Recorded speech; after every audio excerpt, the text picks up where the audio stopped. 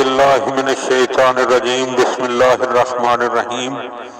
مولا کائنات حضرت امیر المومنین علی ابن ابی طالب علیہ السلام کے مجموعہ کلام نہج البلاغہ کے پہلے باب کے خطبہ نمبر 107 کا دوسرا حصہ۔ اے اللہ، تو نے فرشتوں کو آسمانوں میں بسایا اور انہیں زمین کی سطح سے بلند رکھا۔ وہ سب مخلوق سے زیادہ تیری معرفت رکھتے ہیں اور سب سے زیادہ تجھ سے ڈرتے ہیں اور سب سے زیادہ تیرے مقرب ہیں۔ نہ وہ صلبوں میں ٹھہرے، نہ شکموں میں رکھے گئے، نہ ذلیل فانی نطفہ سے ان کی پیدائش ہوئی اور نہ زمانہ کے حوادث نے انہیں منتشر کیا۔ وہ تیرے قرب میں اپنے مقام و منزلت کی بلندی اور تیرے بارے میں خیالات کی یکسوئی اور تیری عبادت کی فراوانی اور تیرے احکام میں عدم غفلت کے باوجود اگر تیرے راز آئے قدرت کی اس تہ تک پہنچ جائیں کہ جو ان سے پوشیدہ ہے، تو وہ اپنے اعمال کو بہت ہی حقیر سمجھیں گے اور اپنے نفسوں پر حرف گیری کریں گے اور یہ جان لیں گے کہ انہوں نے تیری عبادت کا حق ادا نہیں کیا اور نہ کما حق کہو تیری اطاعت کی ہے۔ میں خالق و معبود جانتے ہوئے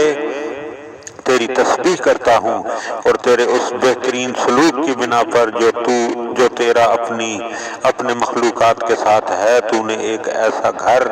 جنت بنایا ہے کہ جس میں مہمانی کے لیے کھانے پینے کی چیزیں، حوریں، غلمان، محل، نہریں، کھیت اور پھل مہیا کیے ہیں۔ پھر تو نے ان نعمتوں کی طرف دعوت دینے والا بھیجا،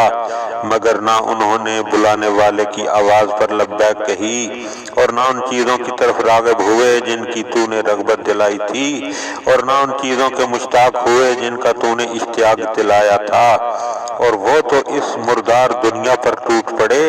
کہ جسے نوچ کھانے میں اپنی عزت و آبرو گنوا رہے ہیں اور اس کی چاہت پر ایکا کر لیا ہے۔ جو شخص کسی شے سے بے تحاشا محبت کرتا ہے تو وہ اس کی آنکھوں کو اندھا، دل کو مریض کر دیتی ہے۔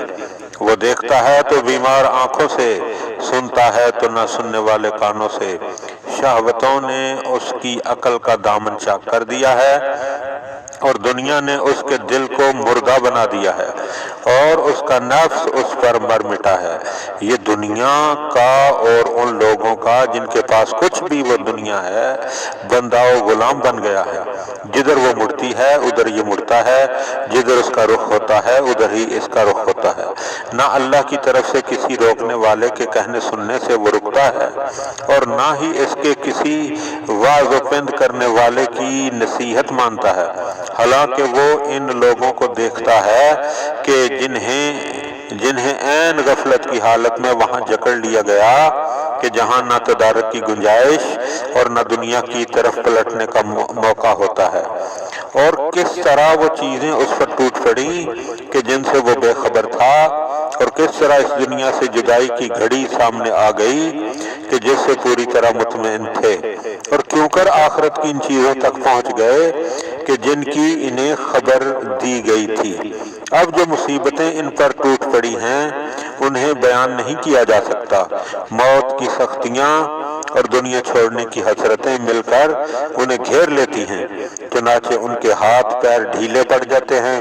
اور رنگتیں بدل جاتی ہیں۔ پھر ان کے اعضاء میں موت کی دخل اندازیاں بڑھ جاتی ہیں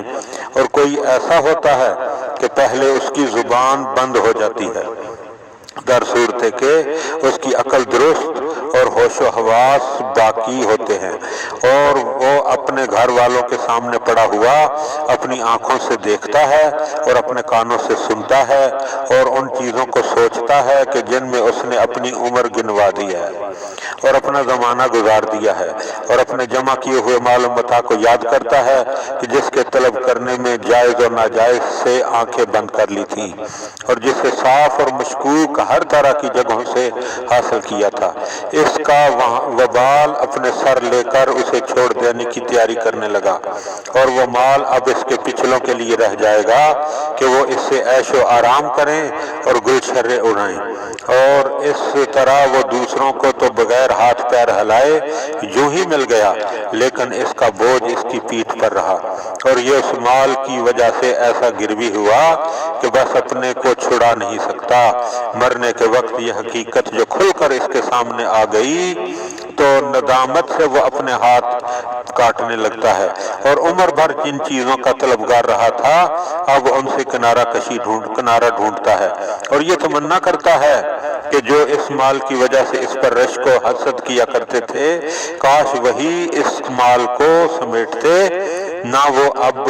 موت کے تصرفات اس کے جسم میں اور بڑے، یہاں تک کہ زبان کے ساتھ ساتھ کانوں پر بھی موت چھا گئی۔